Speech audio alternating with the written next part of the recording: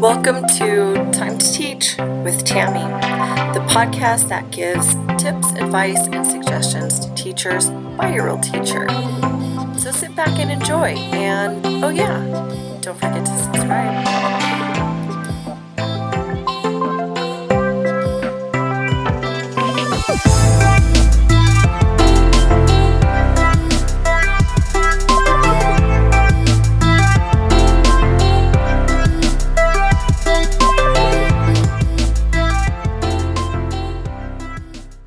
And we're back. Welcome to episode 89 of Time to Teach. Today's episode is called Time Management Tips. And that's going to be exactly what we discussed. In fact, so far this entire season has really been focusing on different tips and tricks, ways to use things more efficiently, and that was strategically done because the beginning of a school year, I feel like those are the things that we're really kind of looking for. So this kind of goes along with it. And yeah, so before we get started, I do want to address something though. At the beginning of this season 3, so back when did we launch season 3? Probably beginning of September. I stated that we would be on a 2-week schedule until about fallish, and then once the school year got going, we would go back to our weekly episodes. And I just have to say, I think I'm going to stick to the every 2 weeks. I'm just really liking this schedule so much better. I just feel like by every 2 weeks, there's just, there's more content. I have more ideas. I have time that I've, worked on things. I'm also having kind of a busier school year as well. I've joined 2 additional committees. Well, one is an actual committee. The other one, we're like a committee. I don't remember what we're called. It's kind of like something like that. But anyway, so both of them require additional time. Oh, it's a focus group. That's what it is. So anyway, love that. And yeah, so I mean, not that those things are hugely demanding on my time, but just keep in mind, I'm an actual teacher doing this on top of everything else that I'm doing. And I'm just really feeling like having the extra week gives me so much more time to explore the different content that I want to talk about and just really be able to focus on making the show as best as I can. So I just wanted to throw that out there because I felt like it needed to be addressed. So now that it has, let's go ahead and get started.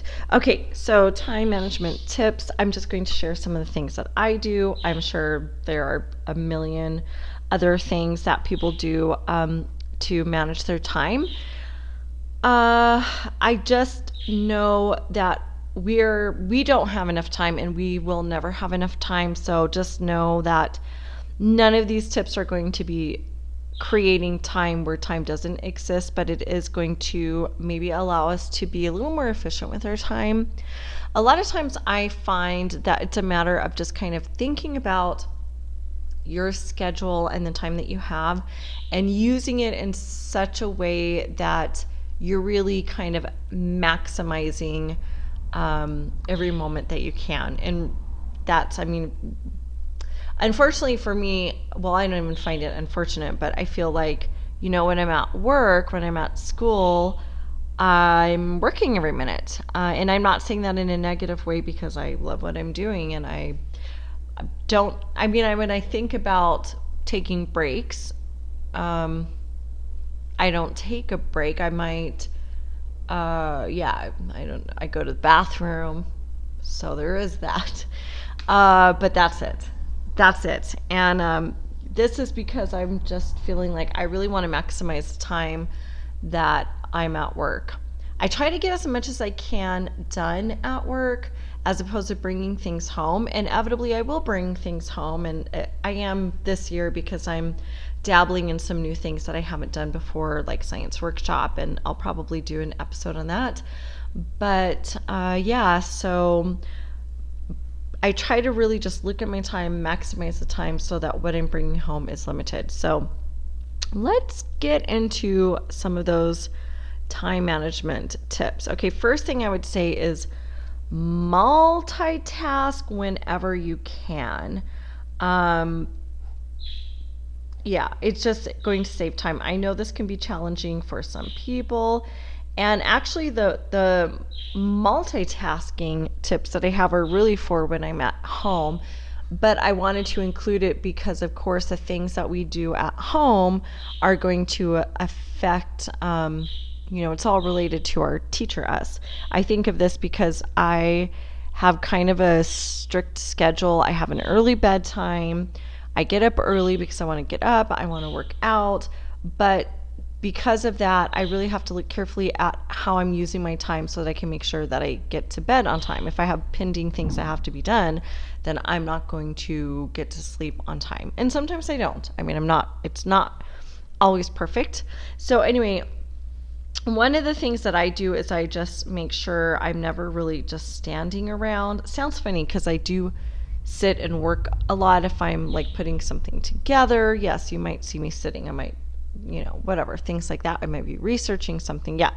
Sometimes I have to be sitting around or standing around. But typically, when it comes to productivity, the more that you can do at once is obviously better. So, what I kind of do in the evening, when I'm thinking about my evening routines, the last thing that I do is read. So what I'll usually do is start getting ready for bed and read at the same time. It's not super preferable, but it's doable and it doesn't take me too long. So what I do is, now my books are typically online these days. It's just easier. So I'll open up my book, I'll start reading.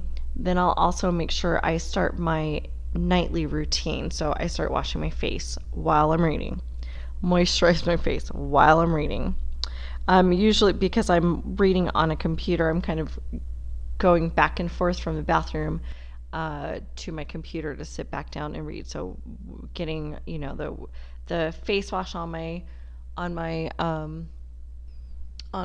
washcloth is something I'll do in the bathroom. Then I go to the room and I'll read as I am scrubbing my face. Then obviously I have to get up and go back to the bathroom and rinse out the washcloth and then get moisturizer, put that on my face. But I'll be going back to the bedroom reading as I'm moisturizing my face.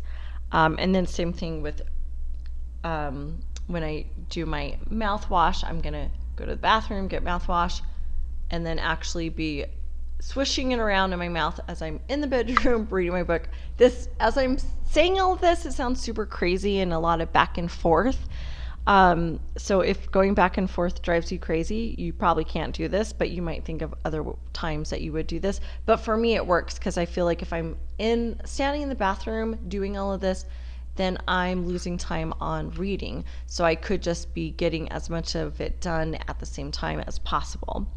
And then same thing with brushing my teeth. So again, this is what I'm doing at home. It's not necessarily related to teaching, but it is related indirectly because the quicker I can get through my routines and get through everything I need to do, the more possible it is that I'm actually going to make it at my 8:30 bedtime.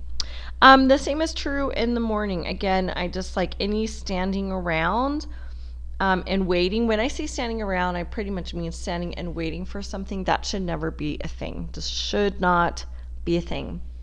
So, what I'll do, some of the things that I do in regard to this is, kind of similar to what I just talked about in the evening routine. So I'm getting ready, mouthwash while I'm washing my face. When I go to iron my clothes, because my closet's pretty small, you guys. I feel like my clothes are so squished in there. I'm basically ironing my clothes on a daily basis. So every morning I have to iron. So I don't stand there and wait for the iron to get warm because, again, I really feel like that's wasting time. Turn on the iron. Then I go and I get my coffee going. Now I have a coffee pot and then I have an espresso machine and I start my first coffee with the coffee pot coffee that I actually prepared the night before. But the Nespresso one, it's gonna, I've got to turn that on. Instead of just standing there and waiting for the cup to fill up, because it's a cup at a time, I turn it on, then I go and feed the cats. So I'm basically knocking out two things at once, instead of standing there waiting for my cup to fill and then knowing that's probably a good minute and a half. That's a minute and a half that I could have been feeding the cats or doing something else. And it turns out to be about the same time. So I go feed the cats. By the time I come back, my coffee cup is filled up. So even though I might be saving just a little bit of time, I don't care. To me, it's so worth it that I'm using my time as efficiently as I can. And then kind of going back to what I already mentioned about getting my coffee, the coffee pot coffee, as I call it, ready.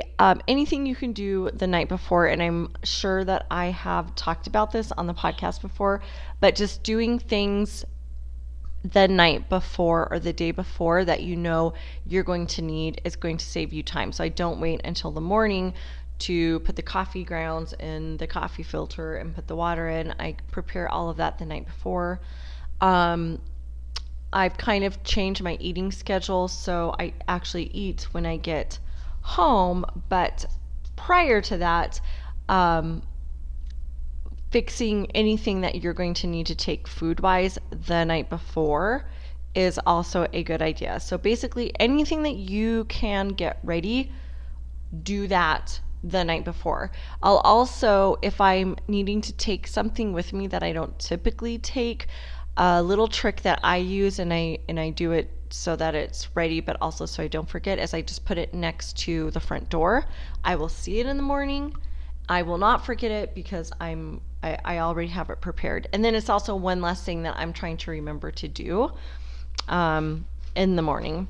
Kind of on a similar note about preparing things, I always try to get an idea of what I'm going to wear the next day, usually the night before. If I have not figured it out the night before, then I make sure by at least the time that I'm in the shower that morning, before I'm actually in the room, at the closet, faced with those tough decisions of what to wear, I'll figure it out while I am showering. So, it's just very simple.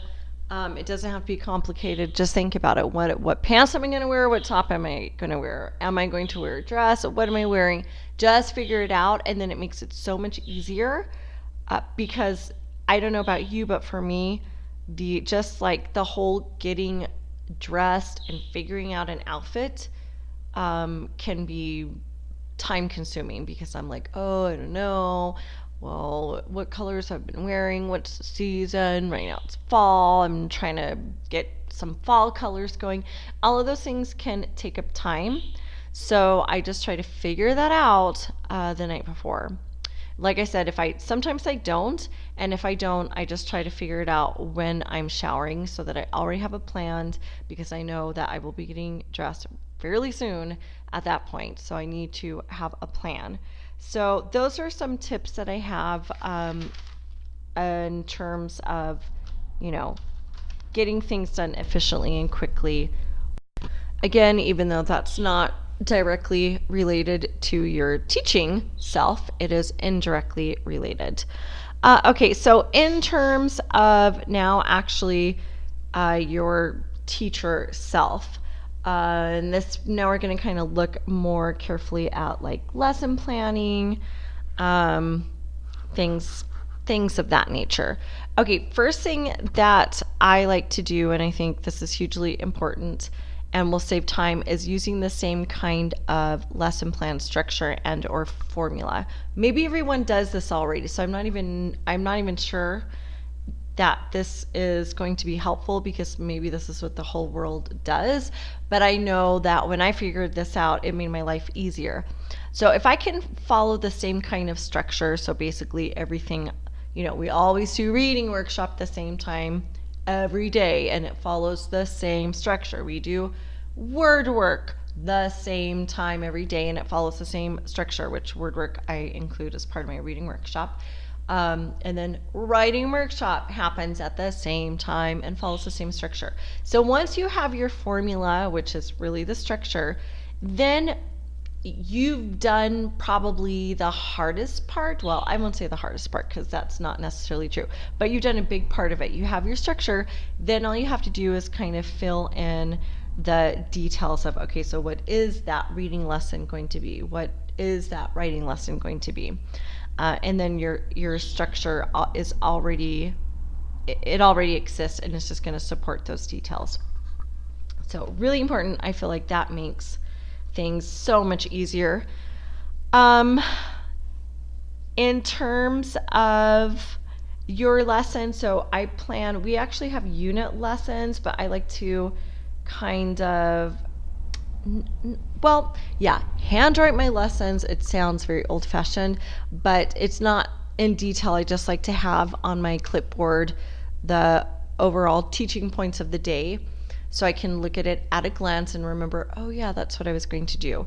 So I make sure, and this is what I suggest everyone do, just kind of brief over the night before, brief over what your lesson plans are for the next day, and then that same morning, brief over it again, so that you're not, if you're like me, I can't always rely on my memory, so I like to be as prepared as possible. So I just find that the more times I'm glancing over what I'm doing, the more prepared I am. So I can look over it the night before or the day before, typically before I leave my classroom. Sometimes I don't get a chance because sometimes I'm running to a meeting.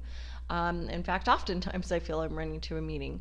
But typically what I'll do is, if I know that I'm going to be running to a meeting, and those meetings are never a surprise, I'll make sure that during my planning period, which is when my students are in Spanish, that I'm looking over those plans then. So I just make sure that I know I have a time in the day that I'm doing that.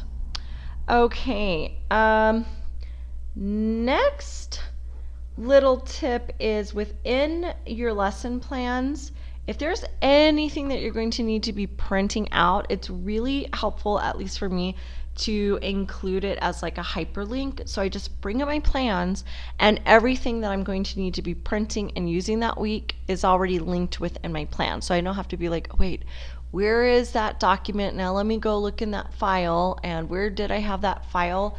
So it just saves time to just link everything within the document. I can't tell you how incredibly thankful I am every day when I bring up my lesson plans, and I have it linked in. And I know I just said we have unit lesson plans, and I write my hand written plans, but I also will actually do a digital copy of my lesson plans as well. And that is because primarily for this reason, because I want to be able to have my links. I want to be able to click in there. And then also, as I'm really planning for the week before, it's good to just kind of be able to modify right in that template. So it just makes things so much easier. So hyperlinks, including anything you need. I'll link to whatever book we're reading for shared reading. I will link to, usually I will have a poem also for us to read in the morning. That goes during our shared reading time. I will link to that. If there is a printable, if I'm going to print a small paper book and get that, make copies, and that's going to be used in my reading groups, or I'm sitting at home, I will link it right there. It just makes life so much easier. Okay, next, scheduling time to work on the things you need to work on. Okay, this is really important. So the things that we know, and especially when these are reoccurring things that we're doing. So I know every week that I need time to work on my plans, my lesson plans. I know I need time to work on my class website. I know that I need time to work on my class newsletter. I know I need time to work on the weekly email that I send to my grade level.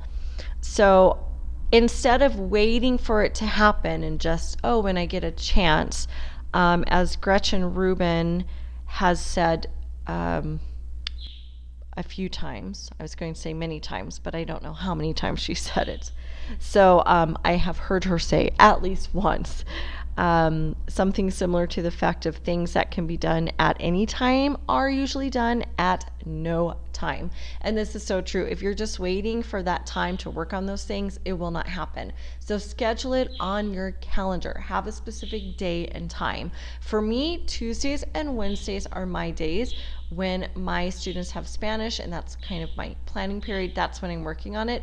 It typically does also filter into Thursday and Friday because inevitably within that time there's something else that, oh, I need to prepare this, so I'm working on whatever what other activity I have, plus the website or the lesson plans or whatever it is for that day.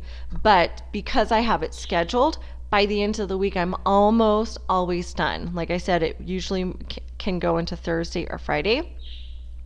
And then a couple of those things I might be even finishing up on Saturday. Like typically that's just my weekly email to my grade level. But the majority of the work is done. And it allows me so that I'm not having to get everything done at one sitting, because now I've, don't know what I've done all week, but I haven't done that. And now it's almost the following week and I have to have it done. So I know that even if things get busy or something comes up and I'm like, ooh, I got to finish this other project too, I've already worked on a lot of it. So I'm not going to be pressed for time. I know the majority of the work is done. It is a huge time saver. So plan for those things. Okay, I think we're getting pretty close to my tips. Let's see. Something that can help make anything go faster. And again, I feel like this is such an obvious one, but I don't know that everyone's doing that, is just the more organized you can be with your materials and having it ready in advance and knowing where it is huge. So sometimes I double check, triple check.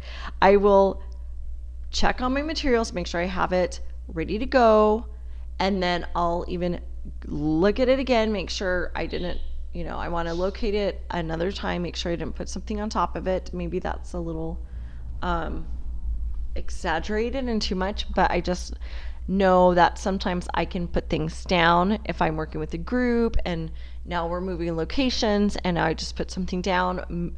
I don't want to, and I've been guilty of it, putting something on top of a material I was going to use, and then I can't find that material because I've put something over it. So I just kind of check in to make sure that I have it. So the more organized with your materials, just have everything there and ready.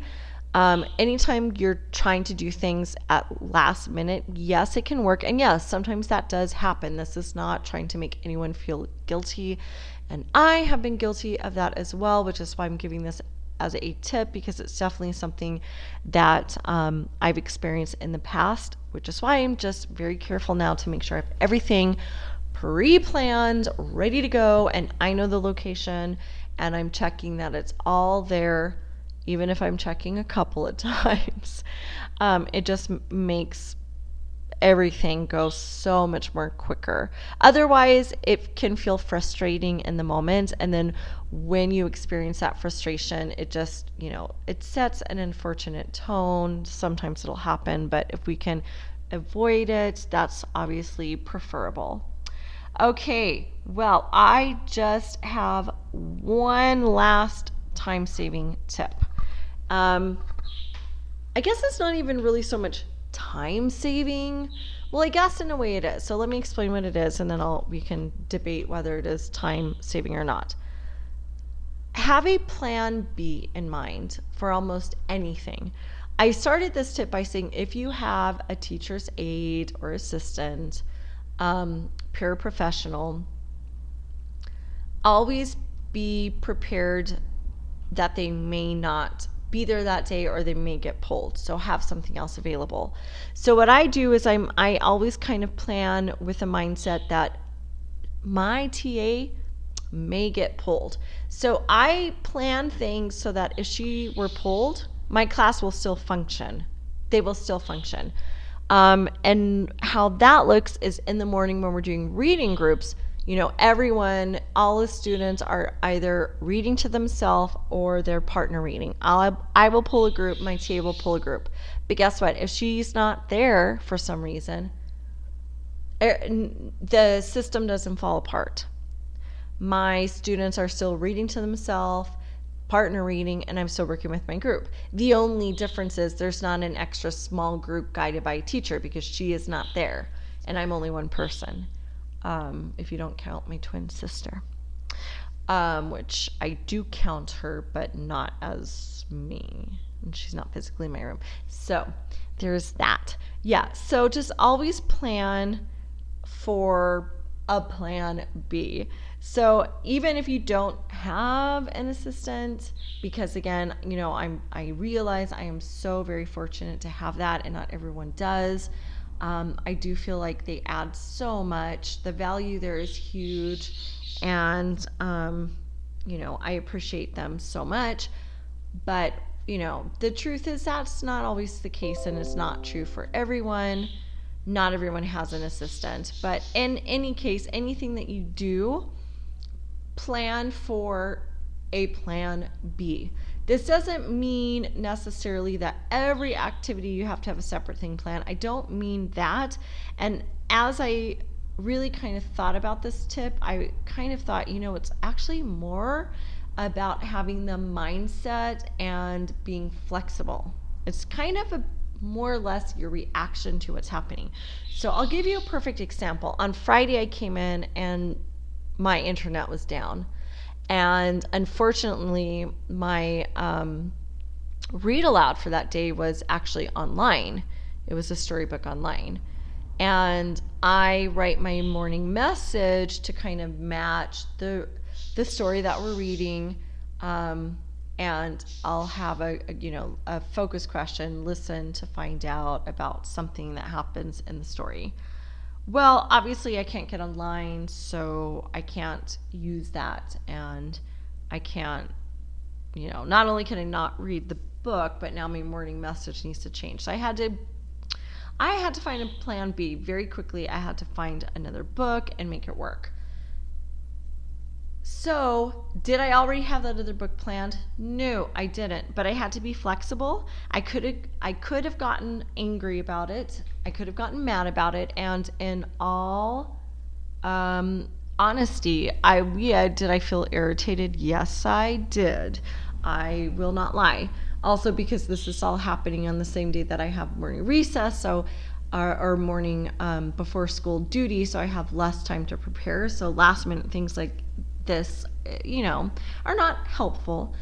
But I did actually realize that I was feeling a little grumpy about it. And as I'm looking for a new book, I just kind of said to myself, that's okay. I'm going to find another book and this will work. And yes, I really did. I don't think I really said that out loud, but I thought that because I realized in that moment I'm getting grumpy over something, and that's not a good way to start my day. And I'm very much about mindset and the messages that we tell ourselves. It's just so hugely important. So I guess all of that is to say, at least be prepared that you may have to have a plan B. Just be prepared. So being flexible is part of what we have to do, because things change all the time. It's just what we do. It's just what happens. Okay, you guys, so that is it. I don't know that any of these things are so, revolutionary that it's going to change your life, but these are things when I thought about what are ways that I manage my time. And I consider myself to be someone who's pretty good at time management. Really good. So I personally feel that way. So I had to really kind of think though, but what are those things that I do? And as I say that, I guess I didn't even think about this, but when we talked about lesson planning and having the same structure, I even time my lessons in terms of, I know what time everything is going to happen. I know that our morning routines and shared reading is going to take us from 8 to 8:20. I know that the first rotation is going to take us from 8:20 to 8:35, 8:40. 8:40 is usually about the time if we If I need a couple extra minutes with my group, I will try to close this off and have us ready on the carpet. So we're starting our mini lesson by 8:40. And then our reading lesson will take us till 8:50. And then the second reading rotation from 8:50 to 9:10. So having everything kind of planned and timed. And then if you find that following those times are difficult, then I would first of all just kind of reflect and evaluate the situation. Is it because that wasn't realistic? Are you overly planning within the time that you gave yourself? Are you trying to teach too much? I would definitely concentrate on only having maybe like one teaching point at a time. So it could be that you're trying to fit in too many things at once, or it could be that maybe you weren't really realistic about how much time you needed. But then keep in mind, how long am I teaching at my students, and is this something that could be broken up into maybe 2 different time periods? So it's just really kind of checking, reflecting. And then my second tip on that would be then to time yourself. Set a timer, 10 minutes. When it goes off, I agree that I'm done, and I don't go beyond that. So just, if you make it a conscious effort, I think it can and will happen. Okay, so now that really is it, because as I said that, I just kind of thought about how to make actually following a structure work. So I wanted to add that in. Okay, that is it, you guys. It is time for wins and fails for the week. So let's see. I'd have to say my win for the week would definitely have to be that, and it's not actually teaching related, but for the last couple of weeks, I've been participating more in this YouTube live doodle chat. It's with Carrie Bauckham, you guys. She's been on the show, so maybe I'll try to link that in, no promises. But, since she and I connected, and I think that was back in 2018, I've been continuing to do sketchnoting with my students, but I myself have not really been doing a whole lot of sketchnoting, and I kind of am pushing myself a little bit. I want to improve my artistic skills, because they are sad people. If you've ever seen anything that I've drawn, you know what I'm talking about. Okay, it's not good. It's not cute. It's really rather the opposite of that.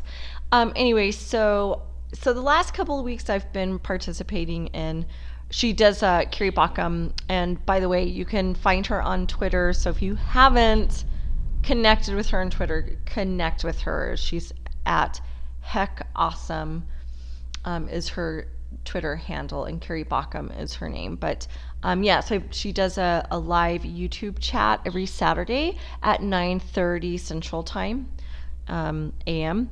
And so the last couple of weeks I've been participating, because I am, trying to work on those things like doodling. And yeah, it actually has been kind of fun and somewhat therapeutic. So I want to continue with this. So that's a definite win.